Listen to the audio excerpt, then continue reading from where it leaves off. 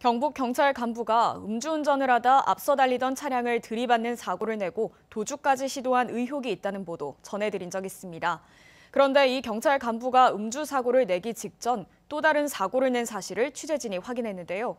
중앙분리대를 들이받은 단독 사고였는데 문제는 사고 처리를 담당했던 포항경찰이 이 단독 사고에만 혐의를 적용하고 피해자가 발생한 차대차 사고는 아예 처리조차 하지 않았습니다. 김서연 기자입니다. 만취 상태로 포항 시내를 운전하던 경북경찰청 소속 A경정이 신호 대기 중이던 앞차를 들이받은 건 지난해 8월 27일 밤 11시 30분.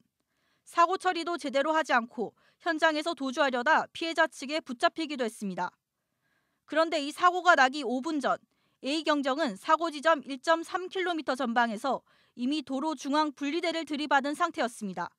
중앙 분리대를 추돌한 뒤 5분가량을 더 달리다 신호 대기 중이던 승용차를 다시 들이받은 겁니다.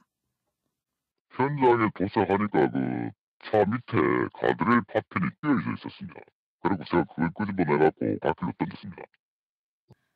경찰이 검찰에 송치한 A경정의 혐의는 음주운전, 그리고 도로교통법 제54조, 사고 발생 시의 조치 위반, 즉 사고 뒷수습을 하지 않은 혐의입니다.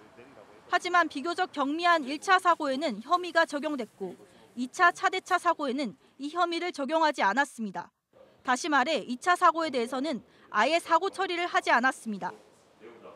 도로교통법상 사고 조치는 교통사고가 난 즉시 가해자가 피해자에게 인적사항을 제공해야 하고 도로에서의 추가 피해를 막기 위한 조치를 취해야 합니다.